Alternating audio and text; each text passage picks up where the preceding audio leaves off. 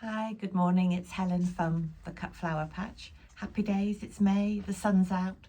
The first of my autumn sown hardy annuals have started to flower, so I now have some poppy and corncockle flowers coming through. So I'm very excited about that. I'm here today to sow the May seeds, so that's the cosmos, aster and statice. Before we do that, I just wanted to remind subscribers that in June and July we take a break, which means we won't be supplying any cut flower seeds in those 2 months. So what happens is your subscription automatically gets suspended, so you won't be charged, and then it starts up again in August. So there's nothing you specifically need to do. I will send an email out as well to remind everybody about that. The reason we take a break is that although you can sow cut flower seeds in June and July, most of the seeds that are good for sowing at that time are varieties or flowers that we've already sown earlier in the year or in the autumn. And I think if we supply more seeds, we're just overloading our growers with cut flower seeds, and obviously that's a bit wasteful if they're things that people don't want or need. However, if you are new to the cut flower patch, or if you would like some more seeds to sow in June and July, I'd suggest going to an online seed supplier called Chiltern Seeds. Very high quality, and their website's very user friendly. You can search for cut flowers, and then you can also filter your search and look at things that can be sown in a specific month. So you can look at cut flower seeds that can be sown in June, for example. And I think that's probably the best and most economical way for cut flower patch growers to proceed if they want to sow some more seeds. Well, I hope that's okay with everybody. Just drop me an email if you have any questions about that. But now I'll get on and sow the seeds for May. Okay, so first up I'm going to sow our cosmos. I think every cut flower patch should have cosmos. It's so easy to grow, it's colourful and has a very long-lasting flowering season. So it's one of the few flowers where we include 2 different varieties in our boxes. So last month we sowed Purity, which is a traditional white cosmos.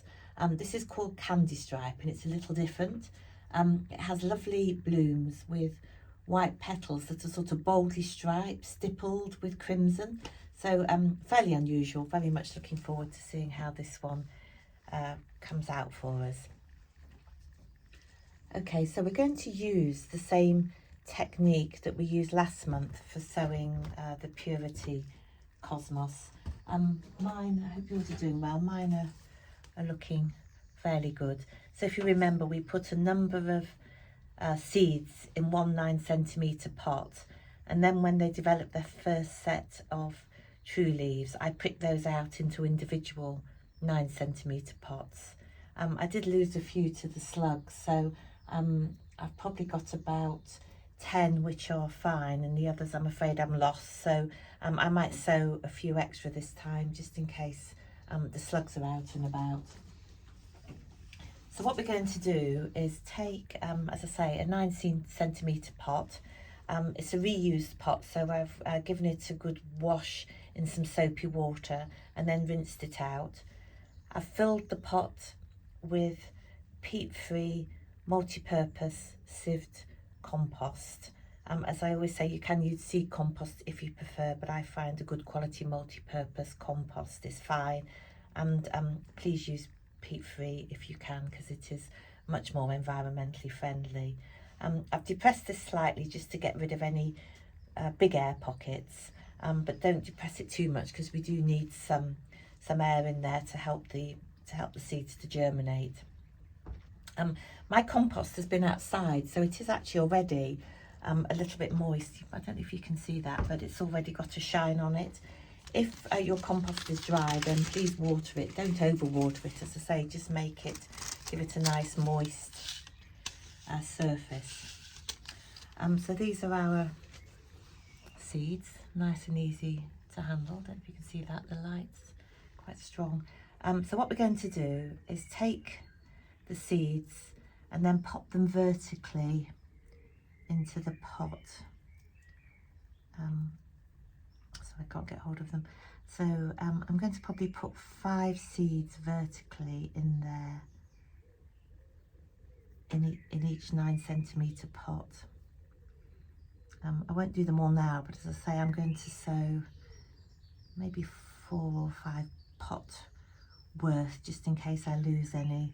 I'm doing it this way, they don't take up too much space either, which is a good thing. So I'm just popping the seed vertically into the compost. I won't sow them all now because I'm sure you don't want to watch me doing the same thing over and over again. Then what we need to do is remember to put our label in. Very easy to forget your label. And then these, they're not going to be covered up. I'm going to pop them in a tray, and then they're going onto the kitchen windowsill. And as soon as I see the first signs of germination, they're going to come out from the kitchen into my greenhouse. If you don't have a greenhouse, there are lots of alternatives that you can use: polytunnels, cold frames. Some people just use clear plastic boxes to put over, but there's lots of different options for the next stage. So what we're looking for, as I say, is the first sign of germination, and it's really important with Cosmos that it literally is as soon as you see the seeds coming through that you get them out into the light. Otherwise they will go very leggy very quickly. And then when they get their first 2 true leaves, so the first set of leaves they get are called the seed leaves, and then they'll get their true leaves.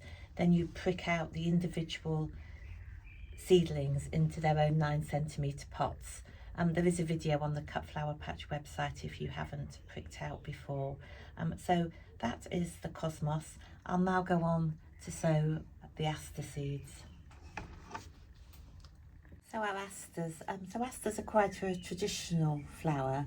I think they're great because they flower very late into the summer and bring lots of colour into your cut flower patch, even when the days are getting shorter and the other plants are past their best. So I'm actually a really big fan of asters, and they do make, of course, an excellent cut flower.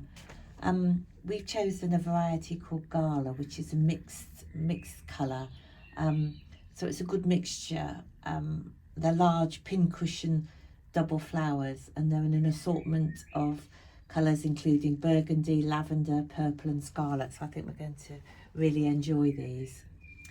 So what I've done here is fill a 24 cell tray, again with sieved multi-purpose peat-free compost. You can use a 48 cell tray or even a tray without any cells in at all, but I quite like these 24 cell trays.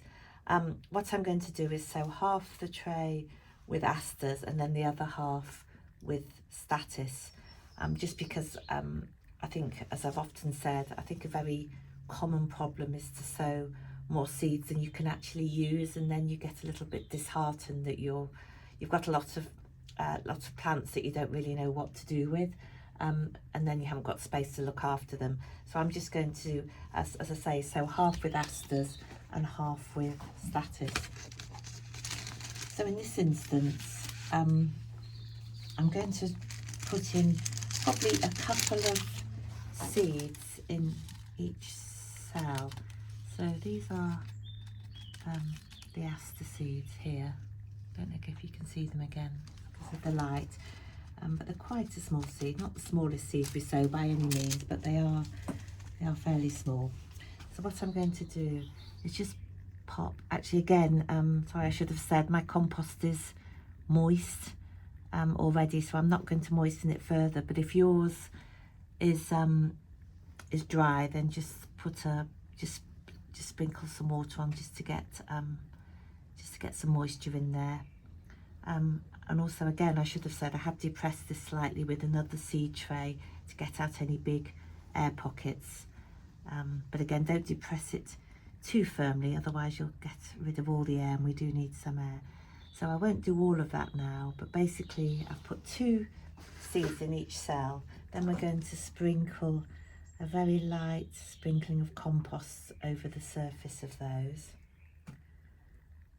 and that should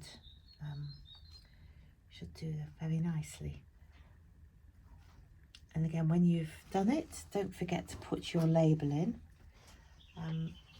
I'll go on now to sow the statice and then show you how we finish off these when the statice are sown as well. So statice, it's probably not quite as well known as cosmos and aster, but I think it's great because it's very fast growing, half hardy annual, and it's really easy to grow. I'm going to try and dry some of these this year because they hold their colour very well and make a very good dried flower. We've chosen a lovely strong coloured dark blue variety. I think we'll love it.